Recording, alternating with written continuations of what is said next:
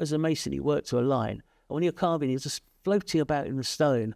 And basically, I always feel like you kind of sketch in where everything is. You know, there's a leaf here, there's a flower here, there's a stem running there.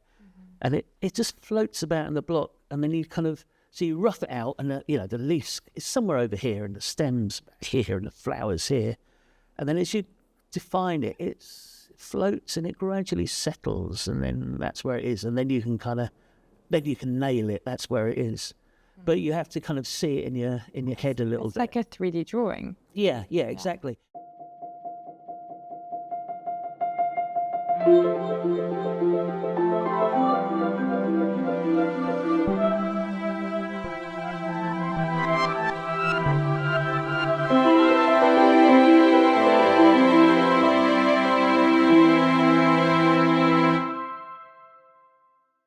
Welcome back to Artfully Crafted. My name is Alienor, and each week I travel to a craft person's studio, interview them and show you their work.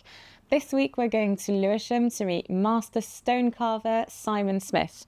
He has contributed some incredible works to our public spaces, such as the statue of Kitty Wilkinson in St George's Hall in Liverpool, the World War I memorial outside of the Great Hall in Winchester, and a statue of Bacchante in the gardens of Sissinghurst Castle.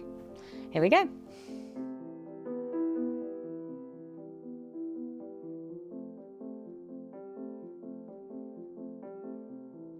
Thank you so much, Simon, for having me here. No trouble at all. And I mean, it's great to be able to have this as our backdrop, and I'm sure everyone watching is eager to find out what you do and the materials you work in, so perhaps that would be a good place to start. Okay, yeah, I'm a stone carver, sculptor. I work mostly in stone and marble, but I do a lot of modelling in clay, so I sometimes cast things, sometimes into bronze or plaster or whatever material. Three-dimensional forms, but quite traditional. Okay. And do you want to say a little bit about how you started and how you trained? Yeah, of course. I wasn't doing very well at school when I was young. Okay. Well, I wasn't going very often, and the headmaster and I came to an agreement that maybe I should just go away. Wow. And so I was at home, and I lived in a village, which is all owned by the Duke of Bedford, and my dad was a butcher in the village, and his shop was owned by the Duke of Bedford. And one day the steward, the person running the properties for the Duke, came in to put my dad's rent up. And he said as a joke, well, if you're putting my rent up, you better find my son a job. And he said, well, actually, we need a stonemason's apprentice. And my dad told me, and I thought, what's that? That might be interesting. And I arranged to go up for a few days to have a go. And I quite enjoyed it. And so I ended up doing a stonemasonry apprenticeship. Amazing. So off you went to the apprenticeship, and you had the first few days, and I mean, presumably went well, but do you remember what that was like, the first few days? Nerve-wracking, and a really early start. I remember that. And that hasn't stopped, because we're filming really early today. Yeah, I've kind of got used to it now, to a degree. But I enjoyed it, yeah. It was so different to being at school. In a good way, presumably? Yeah. And was there a sort of, I mean, who were you training under? And well, it was this is a long time ago. It was an interesting go. It was just me and the stonemason, who was in his mid-50s at the time, quite volatile, and he used to be the East of England amateur heavyweight boxing champion. So I used to try and keep on the right side of him. So it was an interesting few years. Okay. And it's a 3-year apprenticeship, so they sent me to college and I got qualifications. And then traditionally with an apprenticeship, after your 3 years, you become an improver. And I wanted to go somewhere else to learn more, because it was quite limited what I was learning there. So I applied to some masonry companies in London, which is just about an hour down the motorway from where I was. And I got a job as an improver with a company called Bysouth in Tottenham, who were a really brilliant company. And they were they'd been going 120 years when I worked there, and I think they were in the same yard in the middle of Tottenham. Amazing. And up a kind of Victorian, just a usual Victorian terrace street. And they used to back these big lorries with huge lumps of stone up into the yard. And then one of my jobs as an improver would be to jump on the back of the lorry at these big quarry blocks weighing 6 or 7 tons, all kind of misshapen. And I'd have to cut these little holes in either side for the chain dogs, as they were called, which is this kind of chain that comes round off the crane with 2 hooks. And as it pulls the chain up, the hooks kind of dig in, and then you lift the whole block off. Wow. And Joe, the yard guy, he'd be saying, that's deep enough. And no, I need to cut it deeper. No, that's fine. And he'd put the hooks in and lift, and I just couldn't watch. But it always held. It was a miracle. So it never fell? No. Did in one place I worked. But they weren't using the chains, you see. They were just trying to do it with slings, and one of the slings broke and fell onto the cab. Luckily, no one was in the cab, but it caused a bit of a mess. Yeah, I can imagine, because that's a lot of weight. Yeah. And that gathers momentum. Wow, that's amazing. So do you want to talk about, I guess, so you've done your apprenticeship, you've come down to London, but then at some point, because you've made the difference to me between being a stonemason and being a carver. So do you want to talk about how that transition, the difference between the two and how that transition happens? Yeah. Well, for me, I'd always been interested in art. And I never really thought I'd do anything in art. But when I worked at Bysouth, all the masons were in one room workshop. And there was a little workshop at the end with a guy called John Delaney, who was a carver. And this is in the mid-80s, and he must have been late 60s when he was there. And he'd just do the little bits of carving, little bits of foliage for maybe one on churches or whatever building was being restored. And I used to look at him and think, that I'd never really occurred to me there was a thing, stone carving, and I thought, that looks interesting. And then I moved from Bysouth to another company, because that's what everyone did, but anyway. And I was a banker, I was trained as a banker mason. Okay. Which is, there are kind of 2 types of mason. One is a fixer mason, so you're out on the wall, as they say, kind of building, or one is in the workshop and you're kind of working the stone. And a banker mason works all the mouldings for cornices and church windows and things like that. So it's really interesting work. Yeah. But it's not, you work to a line, so there's a process you go through. You take out, check out, take a kind of right angle bit out, then take a splay, and do this until you end up with the shape you want. So there's a process that you can apply to any kind of moulding and you achieve what you want. So you've got to be someone who enjoys following a process. Yeah. Because I get the feeling that perhaps that's not you. Not entirely, no, it gets a bit boring. They used to give me all where all the mitres, where all the different mouldings come in. The foreman would always give me that job because it was quite slow, and everyone else just wanted to bang it out because we were on a price. You'd get so much money per metre of moulding. But I'd get really bored. So I quite like the ones where all the kind of strange things happen, you had to think about it. Yeah, and then one day the foreman gave me some carving to do. We had some leaves to carve. Just up the road, actually, the job was, from my studio here. And I carved these leaves, and the foreman said to me, you're a much better carver than you are a mason. And he didn't mean it as a compliment. He was just kind of being mean about my masonry. And then I thought, and I really, really enjoyed it, because the difference is, as I say, as a mason, you work to a line, and when you're carving, you're just floating about in the stone. And basically, I always feel like you kind of sketch in where everything is. There's a leaf here, there's a flower here, there's a stem running there. And it just floats about in the block. And then so you rough it out, and the leaf's is somewhere over here, and the stem's about here, and the flower's here. And then as you define it, it floats and it gradually settles, and then that's where it is. And then you can nail it, that's where it is. But you have to kind of see it in your head a little bit. It's like a 3D drawing. Yeah, exactly. And any pencil lines you put on the block, the minute you start carving, they just disappear. So that's the main difference. And I mean, would you say that journey that you took of doing the apprenticeship, all the way to, being a carver, I mean, would it be harder to do if you were starting out now? In lots of ways, yes, and in lots of ways, no. I remember when the last stone yard in London shut, and there was a big thing in the trade that well, there's no stone. The first time for 1,000 years since they were building kind of the Tower of London, there's no stone yard in London, and it was quite a big shock. And there aren't any. I mean, there are companies doing it, but I'm not sure about the apprenticeship system. How it's not as it is. Everyone did an apprenticeship before, and it's invaluable. Now there's lots of places to go to college and learn. Yeah. But that's slightly different. And then I think you can get a placement with a company. I'm not completely sure what happens, but it's a different journey. But there are lots of opportunities to go to college and learn. So in a way, the learning at the early stages has been democratized in some ways. Yeah. But the actual establishing a professional practice is harder.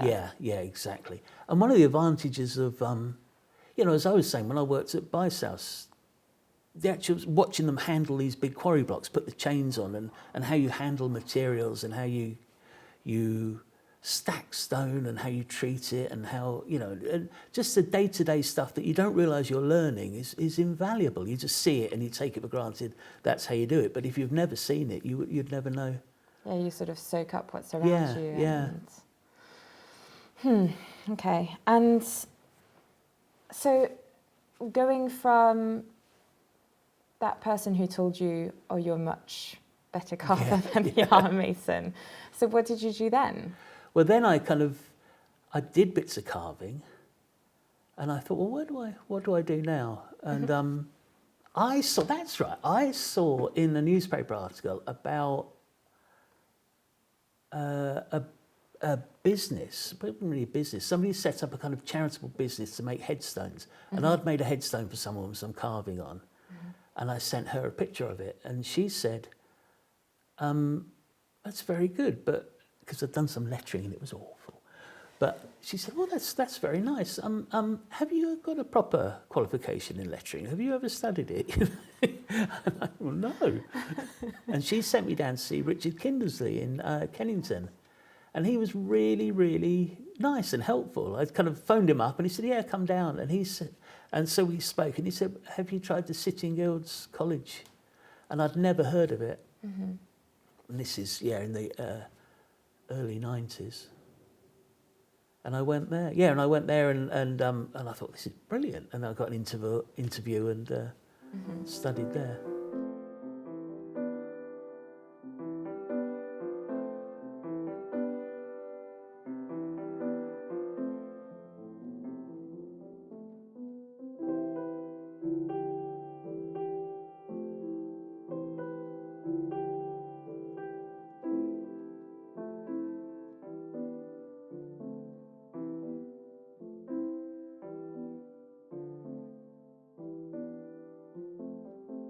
Would you say, what do you find the most challenging in terms of setting up your own, because this is your own business now, right? And you're working with others in this space, but you're responsible for your own work and how it comes to you and managing the clients, etc.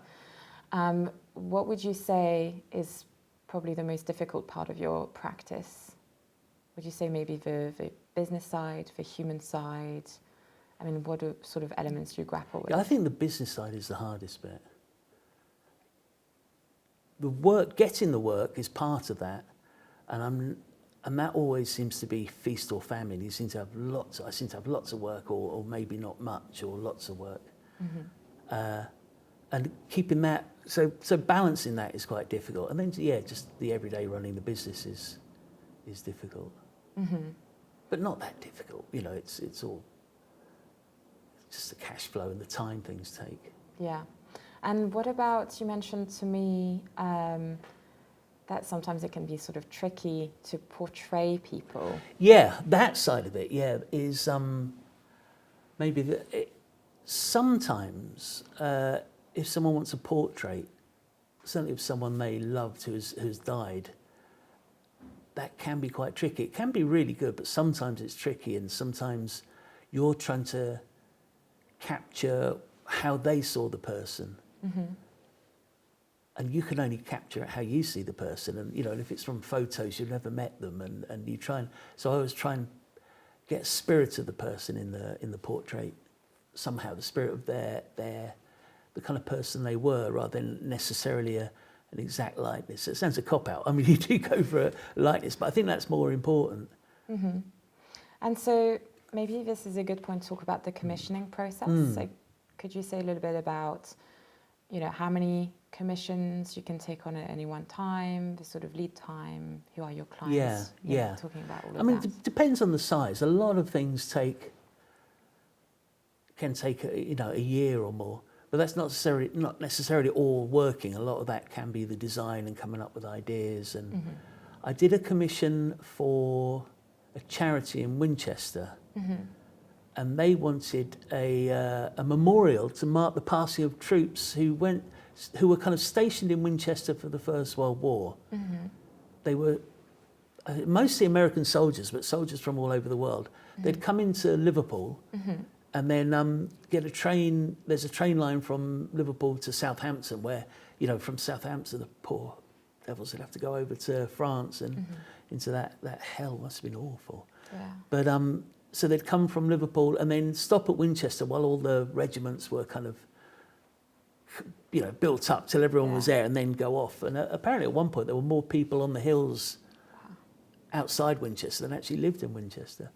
But the commission was to honour these people, and but they didn't want it too specific because some people, they didn't all die. Some came back, so it wasn't necessarily for the dead. It was for everyone. For so they what said, did.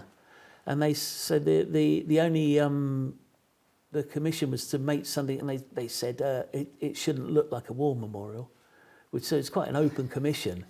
So that, I mean, the thinking about that took a long time. Yeah, because when you think, it's a war memorial, straight away you'd think that your starting point would be to look at other memorials for inspiration. Yeah. But then if you're told it shouldn't look like a war memorial, you're having to flip it on its head and... And look around. And eventually, so this took a lot of research and a lot of thinking, and eventually because it was all about the railroad, I kind of carved a bench that you'd have at a railway station, and I put a soldier's kit on it, so his kind of kit bag, a kind of map or a letter or something on it, and his helmet, and just put that on the side of the bench. And so it's like a bench with this stone kit on it, and so you can sit on it. But the idea is you kind of look at it and think, well, where's the soldier? So it's all about that. Opens up that conversation. Yeah, and it also looks a little bit like an altar. There's that side of it as well. So it's got a kind of somberness to it. But anyway, on the commissioning side, so that took a long time. Then to actually carve it was quite quick. That was a couple of months, I think. So the design development part, how long did that take? That probably took 6 months or something. Okay. He wasn't thinking about it every day. I was working on other things, but I'd go down. They'd invite me to go up to the hill. So the charity would take me up to the hill where people were stationed, and then they, there's a very nice, there's a museum in Winchester. We went to the museum and had a few meetings with them and just trying to think of ideas. So 6 months for developing the design, 2 months of actually making it. And is that quite representative, would you say, of most of your work? Or I guess maybe if it's for private clients, it might be a bit different. I think that I personally, if I've done a few memorials for people, that was a memorial. And I always think that needs a bit of time. Because I did a very, very simple gravestone for someone, for his wife.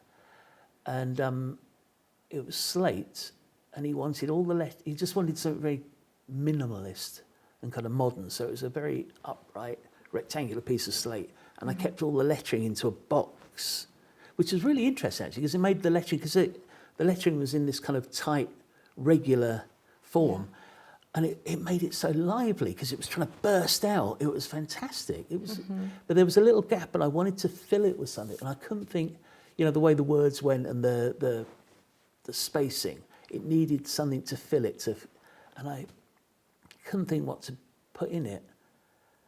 And I was having regular talks with this chap, and then one day we were chatting, and he was saying how his wife used to put pink and orange ribbons in her hair, which, you know, pink and orange look awful together, but it was their little joke, and so she'd often do it.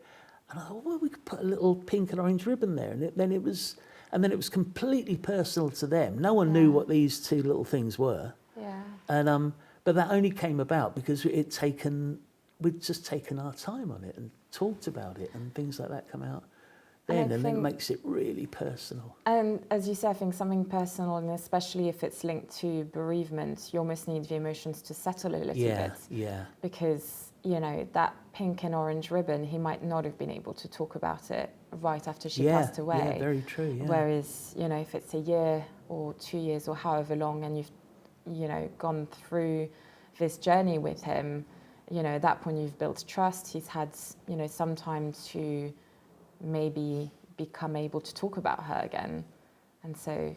Yes, I think I think that's very true. It's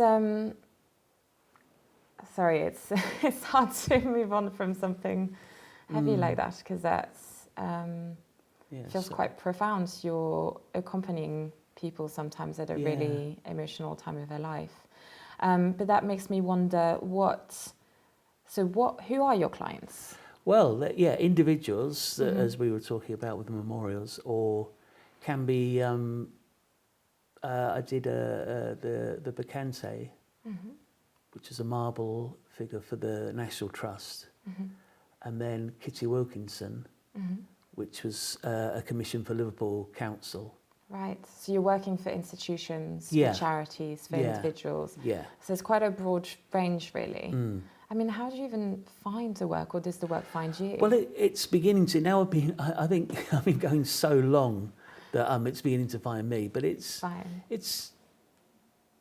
I don't know where it comes from, to be honest. I've got a website and I kind of Instagram, and I do that, and there's word of mouth, and once you've done one thing, maybe someone likes it and asks, well, who did that? And then they come to you. So it's building up a body of work, and just.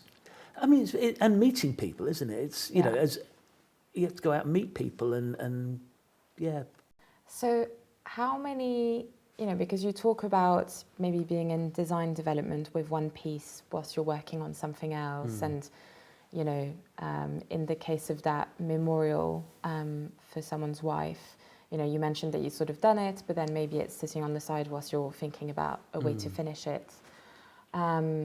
How many projects do you have on the go? Probably, usually 2 or 3. Okay. I think, and as we were talking earlier, but the commissioning process, often you come up with a design eventually, and then you decide on the material. Sometimes it will be, that will be part of the commission, would be to do this in this certain material, but sometimes not. So then you have to decide what stone to do it in, what's going to be most appropriate, what's going to be suitable for carving, but also if it's going outside, whether it'll withstand the weather and things like that. And then you order it, and that can take months. I mean, if you order slates, it can take up to a year at the moment. Wow, to get really good slate. Yeah. Huh. Where do you source the different stones from? Well, Portland stone, which I use quite a lot in building, it's what St Paul's is made of, and Westminster Abbey. That comes from Portland in Dorset, and there's a couple of quarries there I kind of use. And then marble, there's someone I know in Italy, I've met in Italy, who supplies the marble. He's really good, in Carrara. Yeah. And then... What about the slate? The slate comes from North Wales, the best one. Okay. So, and everyone tries to get that, so that's why it takes so long. Right, so they've got, so it's not necessarily the process that takes a long time, it's just we've got a long list of orders, and you're sort of fine. Okay. Wow, so you could potentially spend, I mean, in a way, do you then try to bring the conversation about the stone sort of forward, so that you can order the stone and then do the design development whilst the stone is being ordered? Depending, if it's a memorial, if it's sometimes you need planning permission or some kind of permission. So you need to have a fully developed idea to put forward to get permission, and then you can order the stone. It seems quite risky to order the stone, which can be thousands and thousands of pounds if you haven't fully got permission to do it. Yeah, So, and then also would take up space in your workshop, and if you don't have the go-ahead, then it's, you know. So if you're trying to sort of think back to what is the commission that's taken the longest from, you know, not in terms of the carving, but just because, you know, because of planning process and the stone taking a long time to arrive, etc. What's the longest commission that you've had?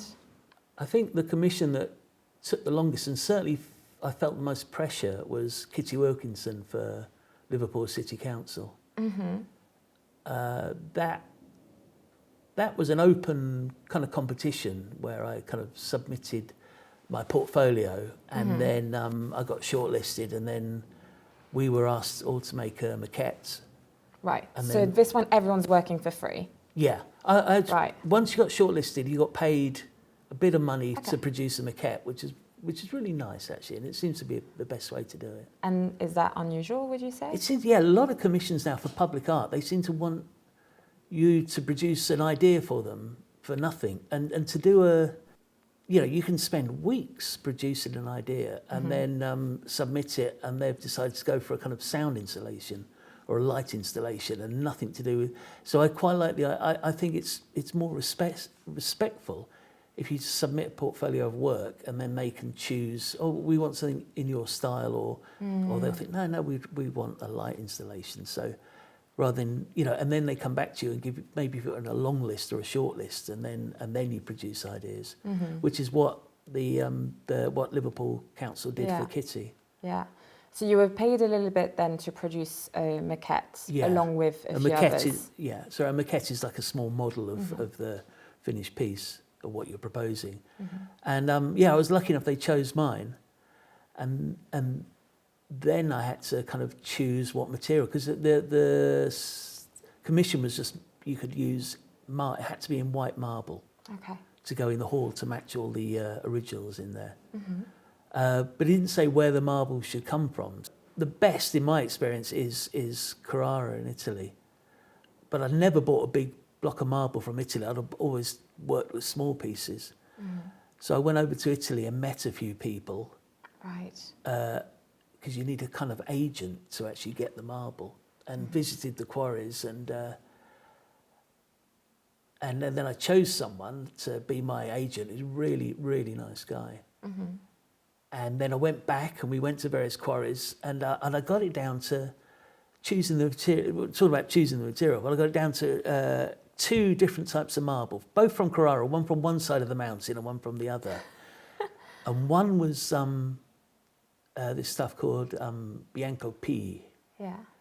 And it's very pure, but it's a kind of cold blue to it, but it has no veining, because you don't want veining in statuary marble, because you don't want a big black mark down the middle of the face or something. Yeah. So that was that would have been the safe choice. Yeah. But then there was this other marble from the Cava di Michelangelo, which is the marble Michelangelo used for the Pieta, and it's beautiful, and it's got a kind of honey colour, and it's got this warmth to it.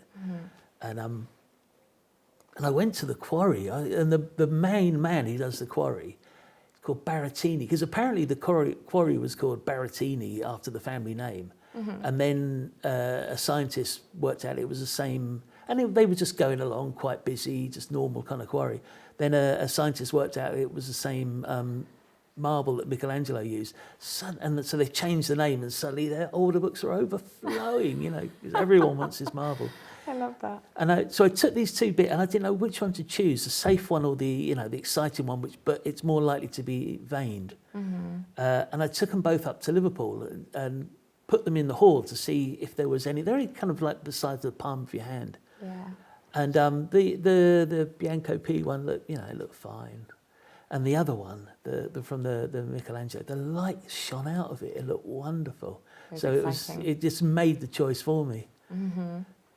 But as I say, the quarry is now so popular Yeah. that I had to wait and wait and wait for the marble, because they're quarrying, but they don't know when they're going to come across the statuario, the really good stuff. Right. Because it's all over the place. So you get all these different grades of marbles. So they get other stuff out they call superior or C grade or whatever. But the really good stuff, I had to wait months. And also I needed quite a small piece for their, so they usually get blocks out that are about 20 tons, and I needed a bit that in the end it was about 4 tons. Right. So it was quite a small block, and you buy a block, you don't buy the bit you want, you have to buy the whole block. So I had to wait for a small block. But all the time, Liverpool Council were phoning, so have you got anywhere yet? Have you got any marble yet? And I was, no, I haven't even got the marble. It was terrifying. And then one day I was driving my car listening to Woman's Hour, and they were doing a tour of Liverpool and all the statues of women in Liverpool. And then they said, and soon we're going to have a statue of Kitty Wilkinson in here. And I nearly crashed the car. I said, oh my God, I haven't even got the marble yet. So I felt a lot of pressure during that job. And I think I've seen that firsthand, you know, working in a decorative arts workshop. Yeah. Where you sort of have to hold your nerve, because you know that it's worth it to have that a little bit, you know, that weight. And you know that in the end, the clients will be that much happier for it, because the result will just be fantastic. Yeah, yeah. But it's that in between where they don't know what the result is going to be. You know, you've got it in your mind. You know it's worth it, but it's hard to communicate that. Yeah.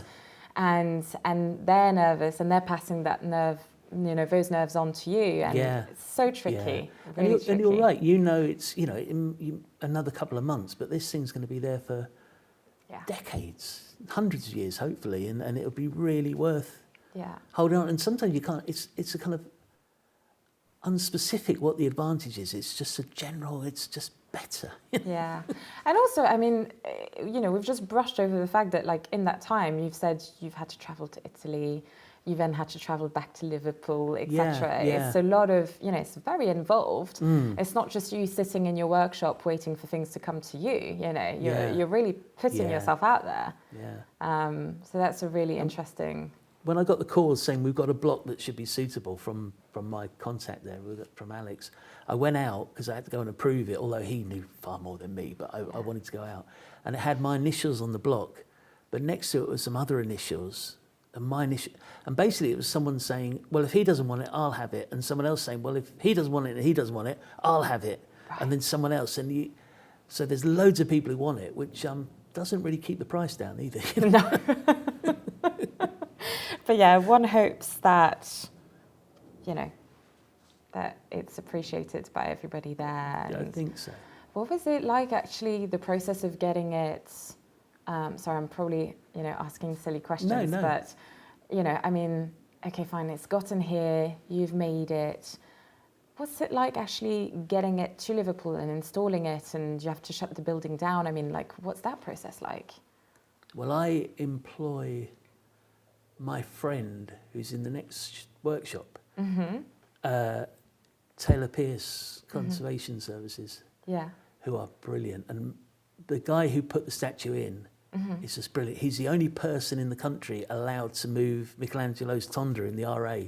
He's such an expert. Okay. And it's a kind of, he's got this expertise of moving big stone statues, which is through experience. You can't do a college course to learn that. You just... Through the years, he's worked a technique, and he's brilliant. So he did it. So the statue was here. We boxed it up in a big crate so it can't move, with lots of padding. And then it was taken on a lorry up to Liverpool. And then the hall it went in, St George's Hall, is this fantastic kind of Greek neoclassical temple looking with loads of columns. And we had to basically get a crane. They didn't want us, because and it's steps running up to the columns. And they didn't want us to build usually you'd build a kind of platform, scaffold, and then hoist it up onto the platform and then wheel it into the building. That makes sense. But they didn't want that. So we got a crane, and basically we had to kind of swing it between the columns. It was terrifying. And the whole time you're probably like, oh, no, please. It was a little more controlled than that, but I like to, just give it the drama. I mean, it kind of puts into perspective, I guess, when you were talking about the big blocks being delivered and you doing the chiseling on the sides. And that's probably when that experience came in handy of just, you're having to sort of hold your nerve again of it'll be okay. It's been okay before, it'll be okay again. It was great. So when that was on the ground, which was quite a relief, we wheeled it in, and a scaffold, it was going up into a niche, so it was about 5 foot off the ground, not very high. But we had to build a scaffold and hoist it up and then across. And going into a niche made it quite difficult because you can't have anything above it because it's within. But Matt worked it all out, and there was quite an audience as it went in. Yeah. And they were all sat there chatting and watching, and it kind of went in. It was lovely actually because we unboxed it and they all clapped. It was really nice. That's lovely. And then when it went in the niche, it was just there, and they hadn't realised it had gone in because it was so smooth and so undramatic, which is exactly what you want. They didn't. They were all there watching, but they hadn't realised it was done. It was over. That's amazing. It was brilliant. I love that. And have you had any feedback from, members of the public, etc., since then? Or is it sort of, does it leave your workshop and then it's in the world? I have. Yeah, I get about a few pieces. I get kind of likes on Instagram, but I've had a few emails about things and Twitter responses on things, and usually really positive. Well, no, always. You wouldn't really Inevitably. No, but I don't think you'd bother to go, to write someone an email going, yeah, it's all right. Yeah, that's true. You get either end of the spectrum. You don't really get the sort of like non-plus. Yeah.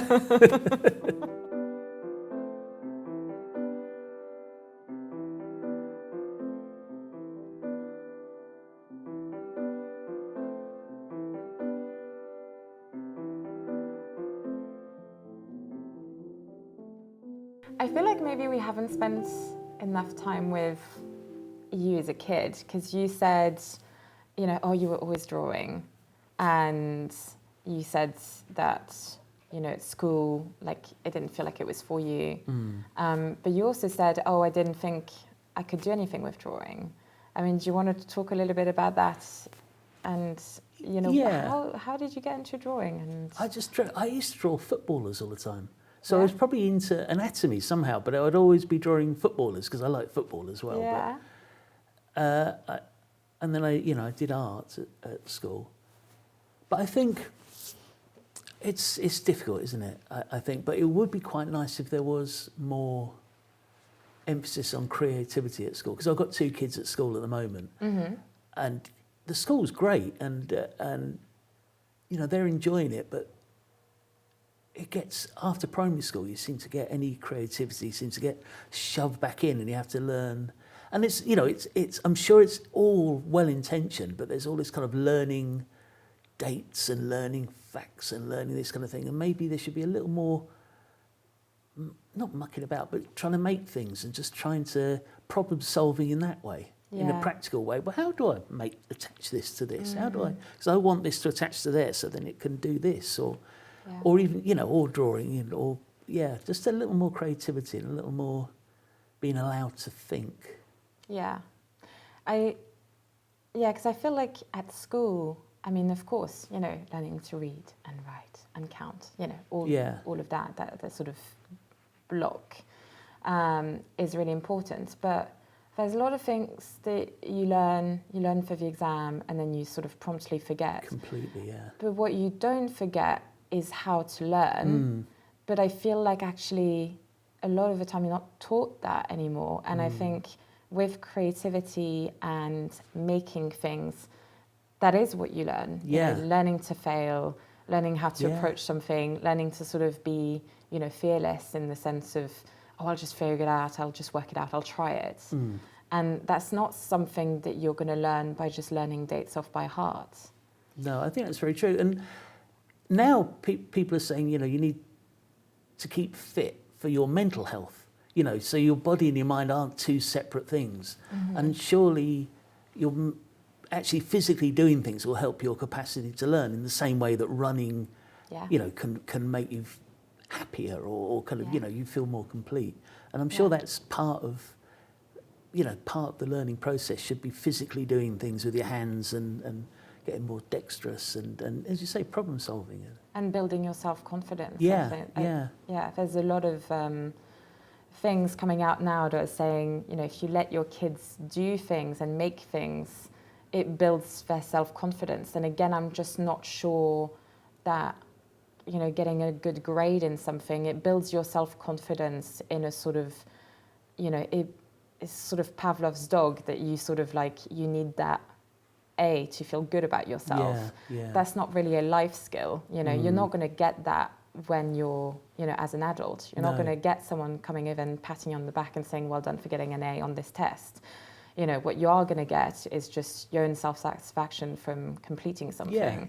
And often you haven't necessarily got an A because you're good at that. You've got an A because you know how to get an A at doing that, you know, in that. You know how to write an essay or pass an exam or you know that technique, but you don't actually necessarily understand it, the subject. Yeah, I agree.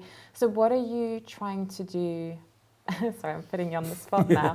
As a parent who is a creative and you're seeing that lack of creative outlet in your kids', you know, school curriculum, are you trying to do anything at home to sort of complement that and give them an opportunity for creativity?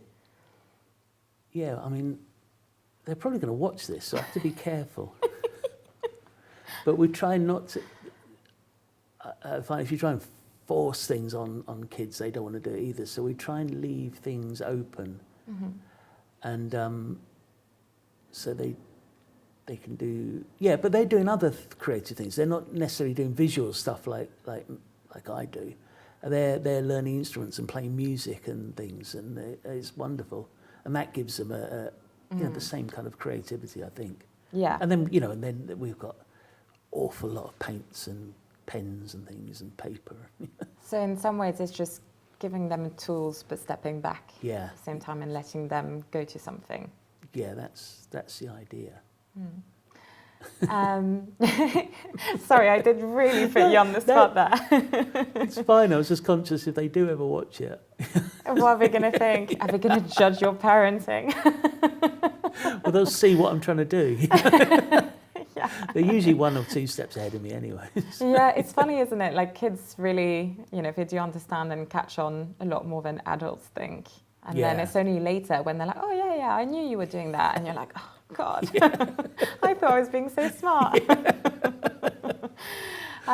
Well, talking about, you know, we've talked about your kids experimenting. I guess we can move on to your own experimentation as, you know, because we've talked about your commission work and we haven't carved much space out. Oh my God, pun. Non-intended, but there we go.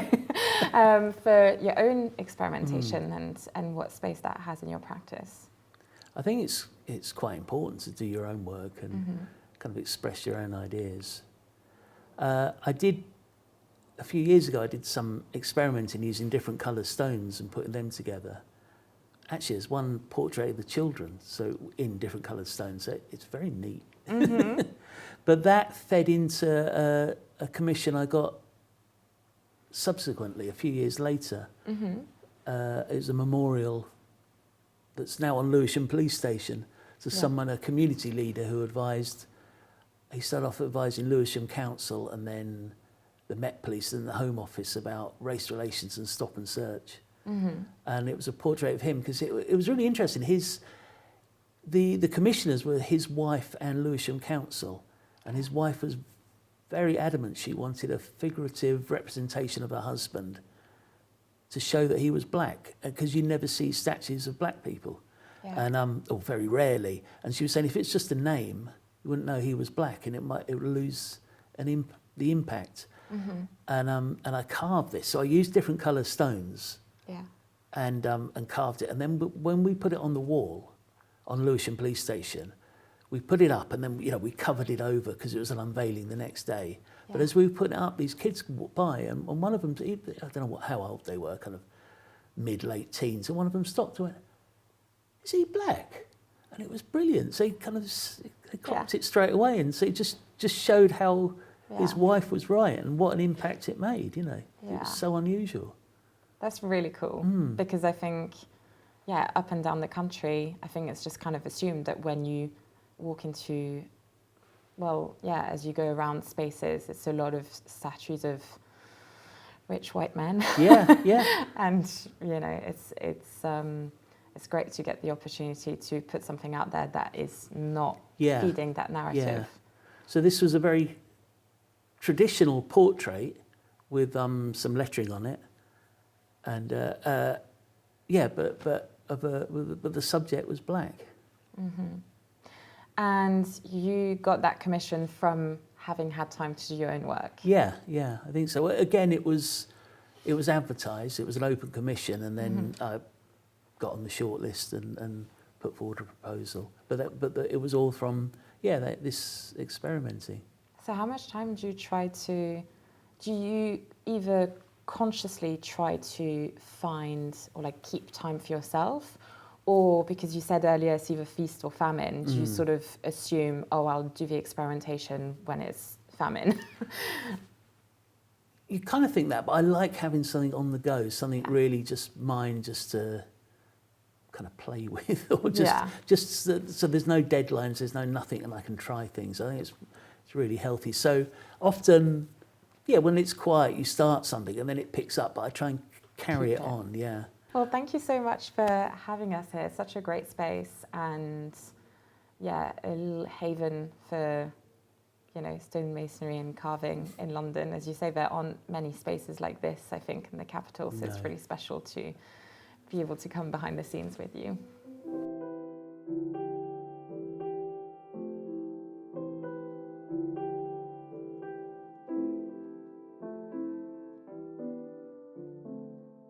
Simon is working on a huge public commission at the moment, which he isn't allowed to share any details about just yet. The footage you saw earlier of him roughing out the shape from a huge piece and other massive pieces waiting in the wings are all for this one mystery project. So good luck to him on this piece. Can't wait to see it finished. Thank you for watching. It means a lot, especially as at this moment the channel is entirely self-funded. So please spread the word, the usual, like, share, subscribe. See you next week.